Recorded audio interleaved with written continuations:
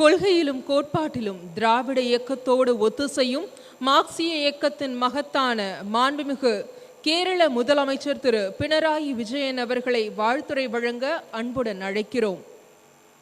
Father of modern Kerala is here to deliver his special address.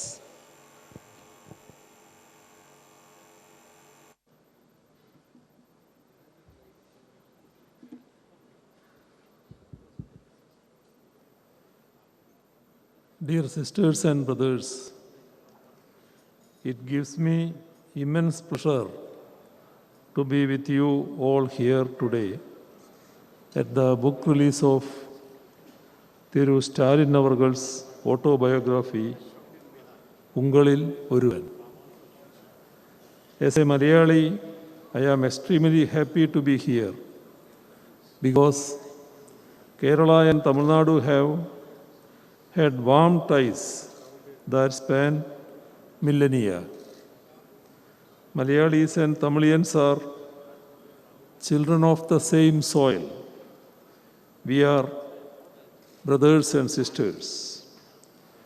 Through Stalin Avargal has always been keen to ensure that our fraternal bonds are further strengthened. In all matters regarding both states, he has tried to ensure that the interests of both Kerala and Tamil Nadu are secured. On behalf of Keralites, our government has also tried to ensure the same. I hope that our people's relationship as siblings can be enriched further so that the people of our country benefit. To me, this book release ceremony is a means to ensure that, along with paying respects to the man of letters that Thiru Stalin Avargal is. Ever since its inception, the Dravidian movement has played a key role in questioning dominant narratives and championing the cause of the marginalized and regions.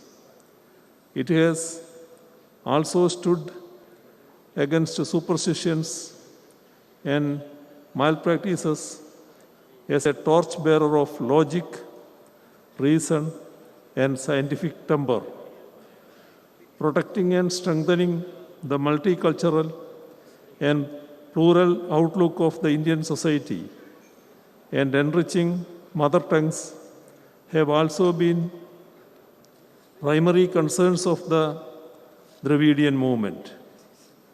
In some senses, this glorious legacy of Dravidian politics mirrors the Renaissance movements that had emerged in various parts of our country. As far as the DMK is concerned, it has been committed to take this heritage forward. Much like it had in Kalaignar Karunanidhi, in Thiru Stalin Avargal, the DMK has an able and seasoned leader who has risen from within the ranks of the party and can take it forward, battling the present challenges that our polity and society face. He spent several years as a youth leader before becoming a state-level leader and ultimately taking over the reins of the party. Even as an elected representative, he started right from the grassroots in the Chennai Corporation. Later on, it was after stints as the Minister for Municipal Administration and Rural Development, Deputy Chief Minister, and the Leader of Opposition that he assumed the Chief Ministership of Tamil Nadu. His vast experience in standing with the people at different levels is certainly being reflected in his leadership today, which reminds us of his illustrious father's inimitable style. Thiru Stalin Avargal is one among the first in the country who stands up in defense of federalism whenever it comes under attack. When the rights and powers of states are sought to be trampled upon, he stands unflinchingly to secure them. When India's different cultures, languages, and faiths are belittled and sidelined, he is unequivocal in championing them. Such is his deep sense of commitment to our pluralism, federalism, secularism, and constitution. We are in times when we should stand united for them and in defense of our democracy. Only then can we ensure that the communal and authoritarian powers that hold sway in our country today give way to the progressive, secular, and democratic powers that ought to hold sway if India is to remain free and fair for all its citizens. I am sure that he will continue to fight for the same in the times to come too. Both Thiru Stalin Avargal and I had been imprisoned under draconian laws and tortured during the emergency. As people who have been deprived of our basic freedoms for standing up against injustices, fighting for the freedom of those who have been oppressed by the system comes naturally to us. This has been reflected in his interventions for the backward communities and students. He has been in the thick of coordinating the fight against those who are misusing the system to divide us and oppress us. And in that joint fight, he has displayed statesmanship by bringing more allies into its fold and accommodating them based on ground realities. In the first part of Thiru Stalin Avargal's autobiography, Ungalil Oruvan, that is being released today. It is a detailed account of the first 23 years of his life, right from his birth to his incarceration during the national emergency.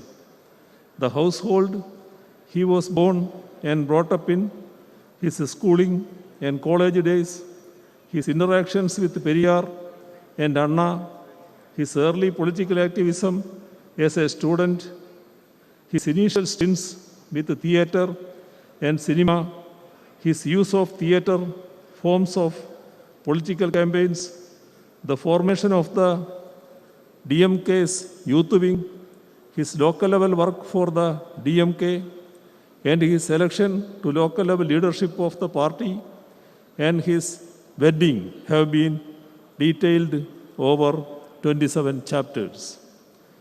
Ungalil Oruvan is not simply an account of the personal life of Thiru Stalin Avargal. It is a first-hand account of the social and political history of the state of Tamilnadu.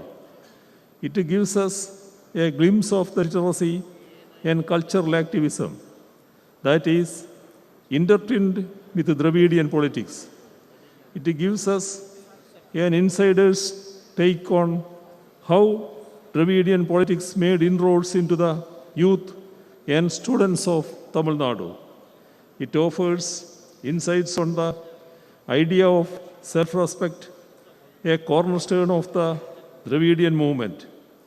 It delves into the struggles organized to protect one's mother tongue and freedom as well, with the churnings in India's polity and society during the 1960s and 70s. Let me conclude by reciting the sage poet Thiruvallur. Let me remember Thiruvallur, a man with a loving heart belongs to another person. I am quoting Thiruvalluvar. A man with a loving heart belongs to another person. Love allows him to extend life beyond its limits. If you go through this autobiography, I am sure you will find a great man who has immense concern for his fellow beings. His love, concern, and affection towards the people truly get reflected in this book.